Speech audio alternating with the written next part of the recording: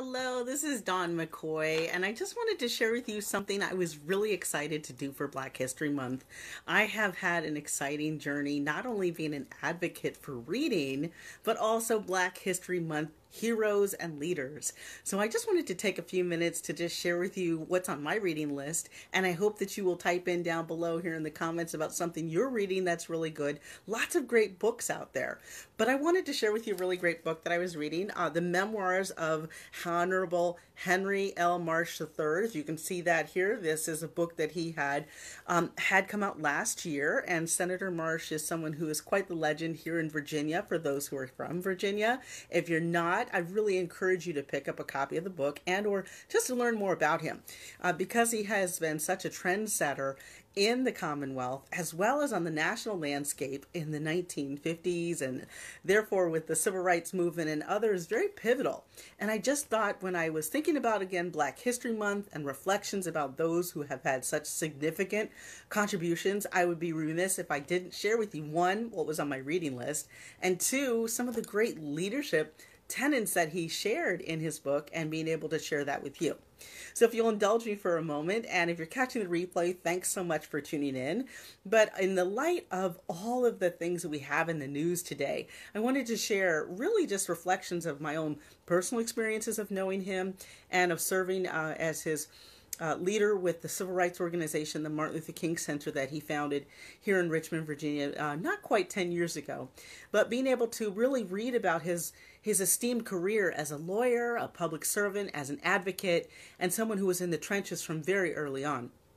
We often forget, as those who sort of have the way that has been paved for us, that there are people who not only had to fight to open the door for civil rights, but not only that, being able to be advocates.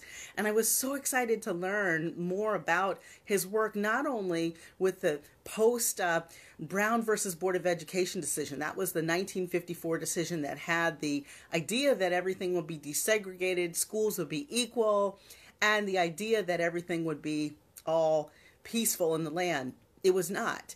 And in fact, there's a period of time called massive resistance. For those of you not in the civil rights awareness and or lingo, massive resistance was the period after the enactment of the 1954 Supreme Court ruling to desegregate schools that was not implemented. And so there were post-Brown Board of Education decisions. In the work that I did as an elected school board leader, we talked about that, about how schools were still being integrated and challenged even into the 70s and 80s, and the challenges that were there with school systems. And really being able to look at this pivotal work that Senator Marsh did and others throughout the South and around the nation to really be leaders. What I found interesting in his book specifically was his work that he did with massive resistance, and with the work that he did as a lawyer, being able to be on the ground, often talking in his book about how he was engaged in dialogue, casual conversations, shaking handshakes, and being able to talk with people and exchange ideas. And what really remarkable that such a personable, charismatic, and thoughtful individual to use his law degree and his know-how and his finesse to be able to not only serve as a senator, you have to back this up, of course, his years of serving as mayor of Richmond, Virginia. And so his esteemed career starting out in the legal field and working with that massive resistance to really cut his teeth, if you will, and be engaged in the dialogue. And one of the passages that I really appreciate here, he called it massive shenanigans. And really what was talking about following the Brown versus Board of Education decision, the shenanigans that were in place and not the cooperation with the ruling from the Supreme Court. And so people taking the law and twisting it or not implementing it, much like we've seen throughout history. And so often it's important to have a book like this to not only learn what the history books tell us or what they say in school, but to learn from a practitioner, someone who is a leader out there in the field. I find it fascinating to learn about not only his work there, but when he talks about his law career, but post that when he was mayor, and being able to, again, work with people in the community to be an advocate, to work with leaders like Dick Gregory and others, national civil rights heroes, and being able to be someone who was really pivotal in building ties and coalitions. And that is really what I think we need to understand about leaders. It's being able to have that overarching, sort of just our myopic perspectives that we often have, our community, our leaders. And we have to think in terms of a broader scope of being able to be collaborative and build networks beyond what we know. The third area that I thought was really fascinating was his evolution as a leader. And he talked about his evolution not only as an individual, but his evolution in politics, the changing landscape in the 60s, the changing landscape in the 80s, and in fact today, the changing landscape. I know when I had the honor of working for him not quite 10 years ago, as I mentioned, with the Civil Rights Center here in Richmond, Virginia, and his work continuing as a lawyer and as an esteemed senator, and the work that he did in the community, bar none, had continued to evolve as someone who is being able to do that. And I might add, more importantly, being able to cultivate and nurture other leaders. One of the great parts of being a leader is not just being out in front. Absolutely not. About being able to develop and nurture and support, cultivate, and bring along other leaders who are aspiring to leadership positions.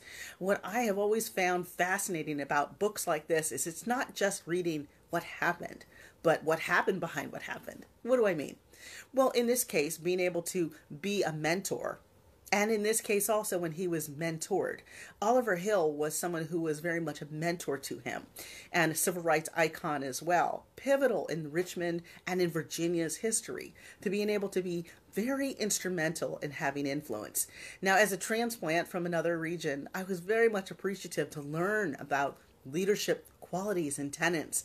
And not only that, but to be able to juxtapose historical context on what had happened and what continues to happen and how he continues to be quite the legend. Now, we both happen to go to Howard University. I'm so excited, HU.